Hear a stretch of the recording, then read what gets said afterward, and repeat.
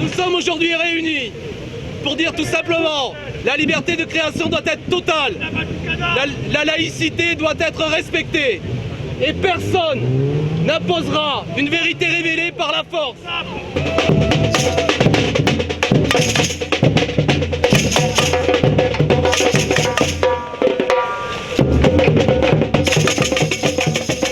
Mais nous sommes là aussi en tant qu'antiracistes, en tant qu'antifascistes, en tant qu'opposés non seulement à la volonté de l'extrême droite de prendre possession de l'espace public aujourd'hui, ça c'est extrêmement important, et nous dénonçons également la collusion entre le gouvernement français actuellement et l'extrême droite, parce que le gouvernement français mène une politique identitaire qui fait le jeu de l'extrême droite, qui divise les travailleurs justement dans ce pays, qui divise les Français et les immigrés. Et c'est aussi par rapport à ça que nous sommes là.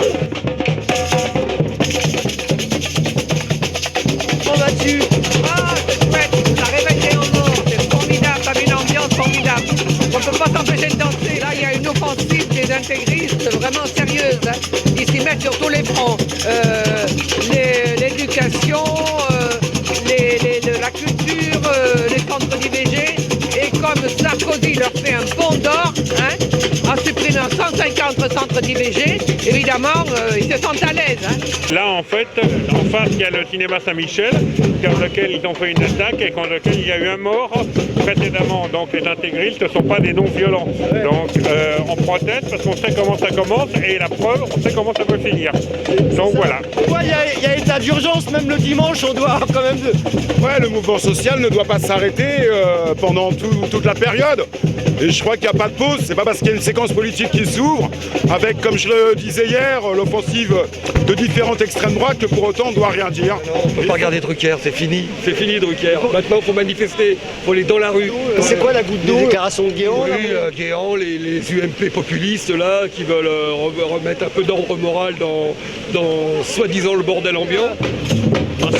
Celui-là, ses déclarations, il ferait mieux de se les rouler en cône et... Enfin bon. Le mieux, c'est encore quand il ferme sa gueule, quoi. Voilà. Je trouve que le bordel ambiant, c'est plutôt à eux de faire le ménage chez eux, quoi. Le film La Passion du Christ, ils avaient mis une bombe dans un cinéma, bon alors, pour soi-disant des pacifistes, enfin des... Non mais et puis Jésus était tolérant, je crois. C'était celui qui a dit, le premier qui a rien à se reprocher, qui lance la première pierre sur la prostituée là, de Saint-Marie. Donc enfin, c'est complètement contraire à tous les principes de la chrétienté. Un maire de gauche a annulé une représentation d'un groupe de rap parce que le groupe de rap disait nique la France, quoi. Ah, voilà, donc c'est pas tellement qu'ils soient plus nombreux ou plus organisés ou quoi que ce soit, c'est simplement en ce moment, période préélectorale oblige, ils essayent d'avoir une visibilité à travers des actions aussi ridicules qu'inutiles, mais ils essayent de montrer qu'ils sont là, quoi.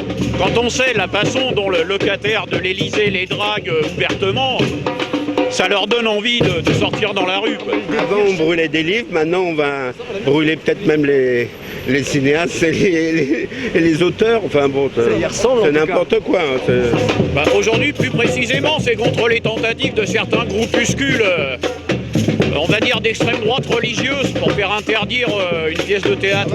Déjà contre tous ceux qui veulent changer la France, qui est un pays laïque, déjà, sans être des extrémistes et qui voudraient un retour en arrière de l'ordre moral. Guéant, Pécresse et compagnie font partie du lot. Alors ces gens-là ont des responsabilités aussi dans la résurgence de l'intégrisme catholique.